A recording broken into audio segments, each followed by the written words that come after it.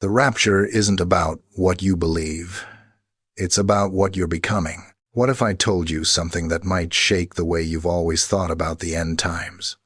Something that might make you pause, lean forward, and rethink everything you've been taught or argued about. Because the truth is this: the rapture isn't really about what you believe. It's not about which timeline you defend, which teacher you follow, or which YouTube prophecy channel you binge watch at 2 a.m. It's something far deeper, far more personal, and far more urgent. For years, Christians have fought over theories: pre-trib, mid-trib, post-trib.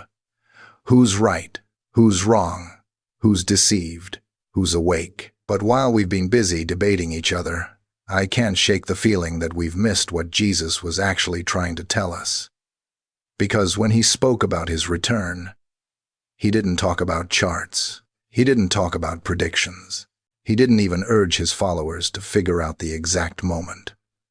Instead, he spoke about hearts. He spoke about readiness.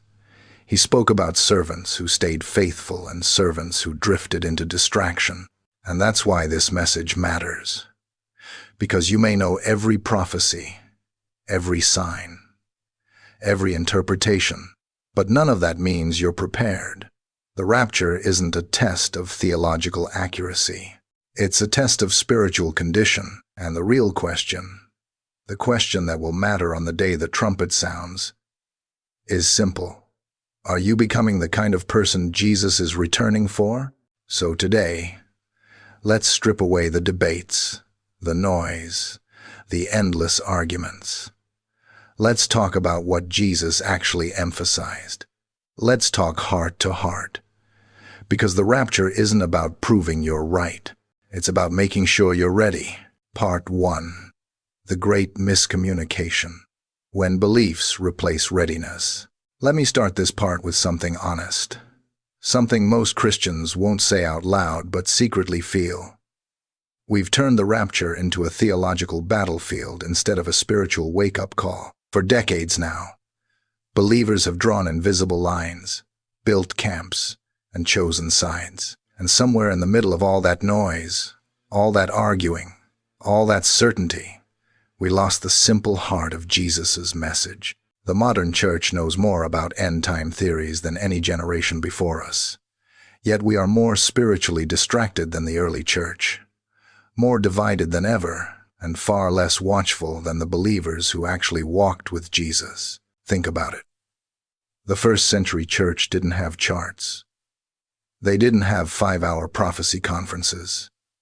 They didn't have scholars dissecting the 70 weeks of Daniel with laser precision. They didn't debate rapture timelines in Bible study groups. They didn't sit around arguing who had the more accurate interpretation. They lived with a burning awareness. Jesus is coming back, and we must stay ready. Their readiness wasn't based on prophetic diagrams. It was based on devotion. They didn't walk around asking, "When will he return?" They walked around asking, "How should we live until he does?" But somewhere along the way, especially in today's world, we flipped that. Now many believers think being informed is the same as being prepared. They think having the right opinion equals having the right posture. It's become common to hear Christians say, "Don't worry, I'm prepared. I believe the correct version of the rapture." As if belief itself is the passport to readiness. As if Jesus, on the day he returns, will be checking doctrinal positions instead of the condition of our hearts. And that is the great miscommunication. That is the deception that has crept into the church. Not the deception of having the wrong timeline, but the deception of thinking the timeline is what determines your readiness. We've confused information with transformation. We've convinced ourselves that knowing about the return of Jesus is the same as being prepared to meet him. Here's the truth you may not want to hear, but absolutely need to. The rapture is not a theology quiz. It's a relationship moment. A moment where the bridegroom comes for a bride who has kept herself awake, alert, pure, and devoted, not one who simply chose the winning interpretation. And if you look closely at the teachings of Jesus, he never encouraged his followers to obsess over the mechanics of his return. He focused entirely on the mindset of readiness. Be watchful. Stay awake. Be faithful. Do not let your heart be weighed down. Keep your lamp burning. These were his instructions. Not once did he say, "Blessed are those who accurately decode the prophetic timeline." Instead, his blessings were for the servants found working, praying, obeying, loving, and enduring. But here's what's dangerous. When Christians think their beliefs alone make them ready, they stop examining their hearts. They stop asking hard questions like, "Is my life in alignment with Jesus?" and start asking easier ones like, "Which timeline fits best?" The focus shifts from transformation to speculation, from obedience to debate, from hunger to pride. And pride convinces us we're ready when our lives show signs we're actually drifting. This is why so many believers with strong opinions are spiritually weak, because opinions don't keep lamps burning. Theology doesn't keep your heart awake. Charts don't build character. Only intimacy with Jesus does. Only obedience does. Only daily surrender does. The great miscommunication is this: you can know everything about the rapture and still be unprepared for it. Readiness is not measured by what you understand. It's measured by how you live. And until we return to that truth, until we shift our focus from theories back to Jesus himself, many will continue walking in a false sense of security, assuming they're ready simply because they believe the right thing. But Jesus isn't coming back for the well-informed. He's coming back for the faithful, and faithfulness is a lifestyle, not a position. Part 2. The dangerous comfort of correct doctrine. Let me tell you something that stings a little at first, but frees you once it sinks in. You can believe the right doctrine and still be spiritually asleep. You can defend the truth with passion, quote scripture with confidence, and hold the correct end times position, and yet still be completely unprepared for the return of Jesus. It's one of the most subtle traps in Christianity today, and thousands fall into it without ever realizing it. Doctrine matters. Truth matters. Sound teaching matters. But doctrine was never designed to take the place of devotion. You can know the scriptures and still not know Jesus. That was the problem with the Pharisees, men who could recite entire books of the Bible, who understood the law better than anyone, who recognized every prophecy about the Messiah. Yet, when the Messiah stood right in front of them, they missed him entirely. They knew the word, but they didn't know the author. Today, the same thing is happening with the rapture. Many believers think, as long as my doctrine is right, I'm safe. And that mindset creates a dangerous comfort, a false peace, a spiritual blindness that makes people confident when they should be cautious. Suddenly, having the right belief becomes more important than having the right heart. And when belief becomes the goal, transformation becomes optional. Let me say this clearly. Believing the correct doctrine about the rapture will not prepare your soul for the rapture. You can win every debate and still lose your readiness. You can school people online with sharp arguments and still be empty inside. You can master prophecy and still be mastered by sin. The devil doesn't fear a believer with the right doctrine. He fears a believer whose life matches it, because correct doctrine without obedience becomes pride. And pride makes you think you're standing when you're actually in danger of falling. Pride convinces you that because you can explain scripture, you're automatically submitted to it. But Jesus never praised people for accuracy. He praised people for obedience. He praised humility. He praised faithfulness. He praised surrender. And here's the tragic irony. Sometimes the people with the strongest doctrinal confidence have the weakest devotional life. They can argue theology for hours, but struggle to pray for 10 minutes. They can break down Greek words, but can't break free from private sin. They can analyze Revelation, but can't evangelize their neighbor. They can explain the end times, but can't forgive someone who hurt them. They can defend their position, yet their spiritual life shows signs of neglect, dryness, and distraction.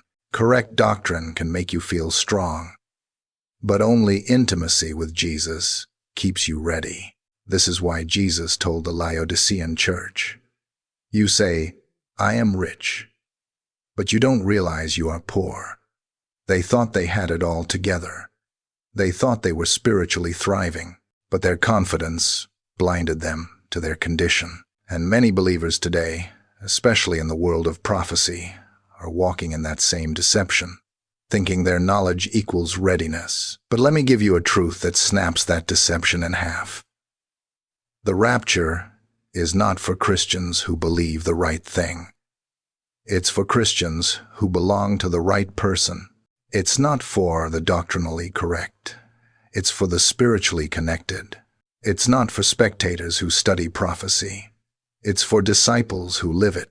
Jesus is not returning for those who simply believe he is coming.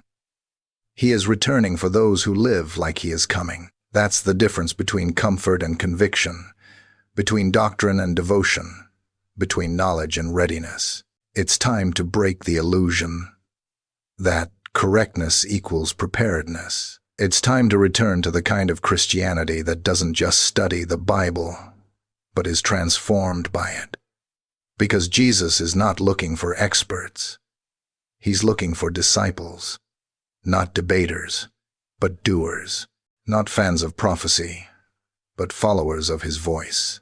Doctrine points you to Jesus, but only devotion keeps you close to him. Part 3. When Jesus described the rapture, he focused on lifestyles, not theories. When you really study the words of Jesus about his return, something becomes incredibly clear, almost shockingly clear. He never once emphasized having the correct prophetic interpretation. He never told his followers, "Make sure you understand the exact sequence of events," or "Be ready with the right eschatological stance." Instead, every time he described the moment of his coming, he shifted the spotlight to one thing: the condition of the heart, the posture of the soul, the way a believer is living when the moment arrives. Think about the parables he used: the faithful and lazy servants, the wise and foolish virgins, the watchful homeowner and the one caught unaware, the sheep and the goats. These weren't lessons about discerning timelines. They were lessons about living lives of obedience, devotion, alertness, and purity. Jesus didn't divide believers based on beliefs. He divided them based on behavior, on readiness, on what they practiced, not what they predicted. Take the parable of the servants, for example. Jesus said the faithful servant is the one found doing the master's will when he comes. Not the servant who guessed the return correctly. Not the servant who decoded prophetic clues, the one who was obedient in the ordinary moments, the unseen moments when no one was watching and no spotlight was on them. That's what Jesus is looking for, and that should shake us. Look at the 10 virgins. All 10 believed the bridegroom was coming. All 10 were waiting for him. All 10 had lamps, but only 5 had oil. Only 5 had cultivated the inner life, the spiritual flame, the personal devotion that keeps a soul burning for God even when the night grows long. That oil represents something doctrine alone cannot give you: intimacy, endurance, holiness, watchfulness. The foolish virgins had the right belief, but the wrong lifestyle. They were expecting the bridegroom, but they weren't prepared for him. And the words Jesus used: "I don't know you." Not "you got the timeline wrong." Not "your theology wasn't accurate." Instead, "You didn't cultivate relationship with me." That's what lack of oil means. It means trying to live the Christian life without intimacy, trying to wait for the bridegroom without walking with him daily, trying to stand in the last days without spiritual strength. Every teaching of Jesus about his return emphasizes this again and again. Readiness is measured in devotion, not information. He warned about hearts weighed down with distraction, pleasure, and worry. He warned about believers who start strong but drift as time goes on. He warned about servants who stop watching because the delay felt too long. He warned about letting the love of many grow cold. Not once did he warn about having the wrong doctrine about the rapture. His concern wasn't the clarity of our charts. It was the clarity of our hearts. Let's be real for a moment. It's easier to study prophecy than to crucify the flesh. It's easier to argue timelines than to forgive people who hurt you. It's easier to break down Daniel than to break down pride. It's easier to watch signs in the sky than to watch the condition of your soul. That's why Jesus pushed the focus back onto the lifestyle, because that's what actually determines readiness. So let me ask you a direct question. If Jesus returned today, not someday, not hypothetically, but right now, what story would your lifestyle tell him? Would it say, "This heart belongs to you"? Or would it say, "I believed you were coming, but I wasn't living like it"? Jesus isn't coming back for those who studied his return the most. He's coming back for those who loved him the most. And love is proven in lifestyle. Part 4. If Jesus returned today, would he recognize you as his? Let's slow down and imagine something together, not as theology, but as reality. Imagine the moment every believer claims to be waiting for. The trumpet blasts. The sky tears open. Light floods the atmosphere with a brilliance the world has never seen. The King of Kings descends with a shout of the archangel. In that instant, every soul on earth will face the same question. Does Jesus recognize me as his? Not, did I believe in the rapture? Not, did I choose the correct view? Not, did I follow the right teacher? Instead, do I belong to him? That moment changes everything. Because the rapture isn't a theological exam, it's a relationship moment. And relationship is revealed by lifestyle, not opinions. Many believers assume they're ready because they agree with the concept of the rapture. But agreeing with something is not the same as belonging to someone. The demons believe Jesus is returning. Hell has perfect theology. Satan knows prophecy better than any scholar alive. But none of them belong to Christ. Belief never saved them. Submission didn't follow belief. And the same danger exists for humans. People who intellectually accept the truth, but never allow the truth to transform them. Let me ask you, if Jesus stood in front of you this very second, would your life look like someone who's been walking with him or watching him from a distance? Would he see devotion in your habits, love in your choices, obedience in your actions, faithfulness in your private moments? Or would he see a believer who agrees with him but does not live for him? See, the real danger is not unbelief. It's spiritual sleep. The kind of sleep where you know the right things, but your heart is drifting. You know the message, but you've lost the urgency. You know the promises, but you're entangled with the world. You love Jesus in words, but your lifestyle says, "Not today, not now, maybe later." And Jesus warned repeatedly that many believers, not unbelievers, believers, will be caught unprepared. Not because they didn't expect him, but because they expected him someday, not today. Their lamps were lit once, but not anymore. Their hearts burned once, but now they flicker. Their devotion was strong once, but now the world has taken first place. They still believe, but they no longer belong. Here's the question that cuts through every argument, every timeline, every theory.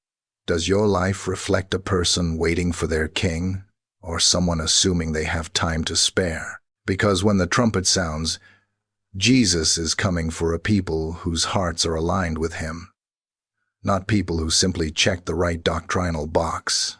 He's looking for a bride, not a debate champion, for a servant, not a spectator, for a follower, not a fan, for a life surrendered, not a mind informed.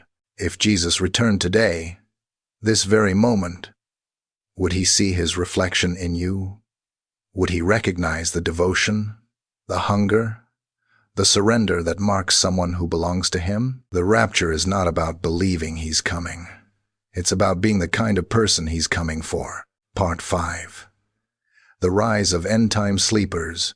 Why many believers will be caught unprepared. One of the most sobering truths Jesus ever taught is that many who believe in his return will still be unprepared for it.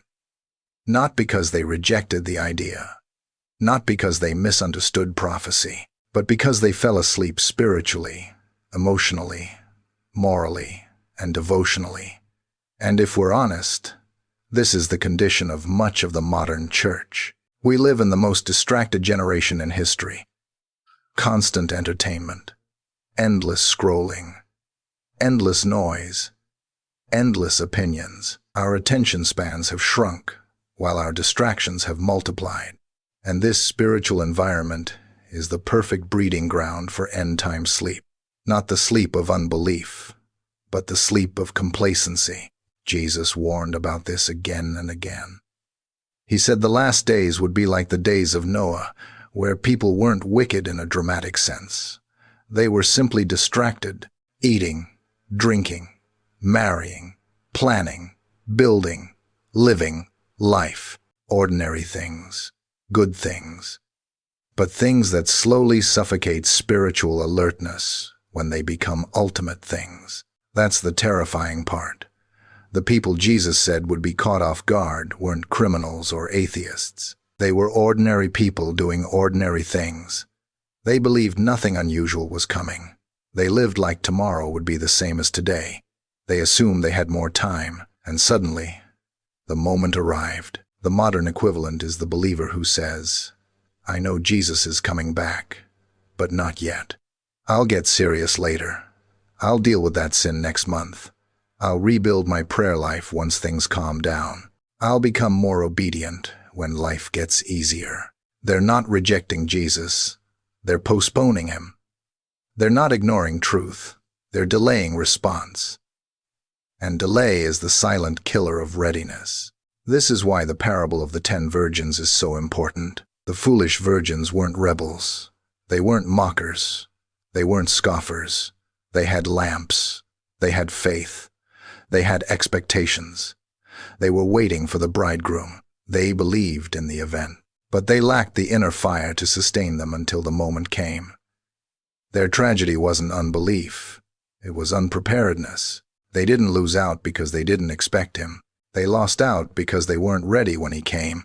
And that is the danger for our generation. So many believers are informed but not transformed. Passionate about prophecy but passive in purity. Obsessed with signs in the world but blind to signs in their own souls. They can identify global events, but can't identify spiritual drift in their personal lives. They can interpret the news, but can't interpret the emptiness in their prayer closets. And the devil loves this. He doesn't need you to deny the rapture. He just needs you too distracted to prepare for it. If he can't destroy your faith, he'll dilute it. If he can't make you reject Jesus, he'll make you too busy for him. If he can't make you fall away, he'll make you fall asleep. End-time sleep feels peaceful. It feels harmless. It feels justified. It feels normal. But it is deadly.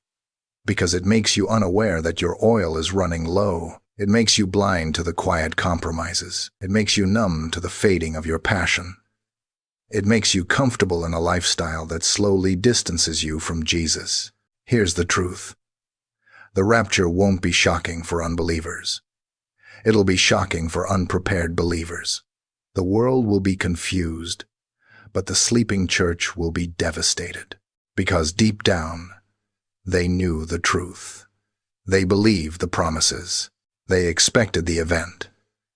But they never cultivated the heart posture that readiness requires.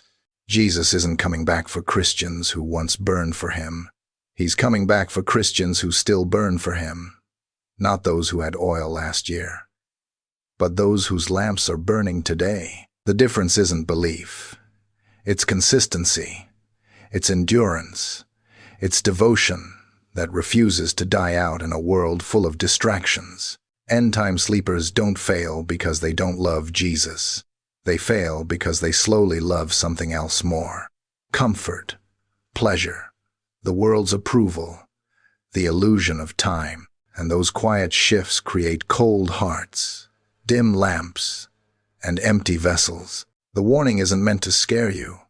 It's meant to wake you, to shake you, to call you back to the seriousness of the hour, because Jesus is coming for those who are ready, not just those who are aware. And readiness isn't a feeling. It's a lifestyle. Conclusion. The rapture isn't about what you believe. It's about who you are when He returns. If you take nothing else from this message, take this. The rapture is not about having the right opinion, the right timeline, or the right teacher. It's about the right heart. It's about belonging to Jesus so deeply that when He comes, He finds a life aligned with Him, not a life drifting from Him. Belief alone won't make you ready. Agreement won't make you ready. Knowledge won't make you ready. What makes you ready is the posture of your soul, your devotion, your obedience, your intimacy, your endurance, your watchfulness, the things Jesus emphasized over and over. When that trumpet sounds, Jesus won't be separating people based on theories.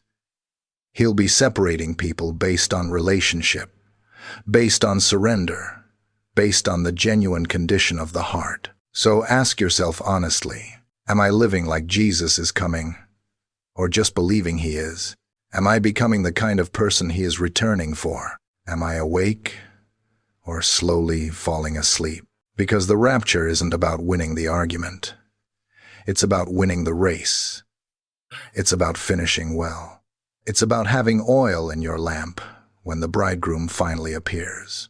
And whether the world is ready or not, whether the church is awake or not, whether the timelines match or not, Jesus is coming. Live like it, burn like it, prepare like it.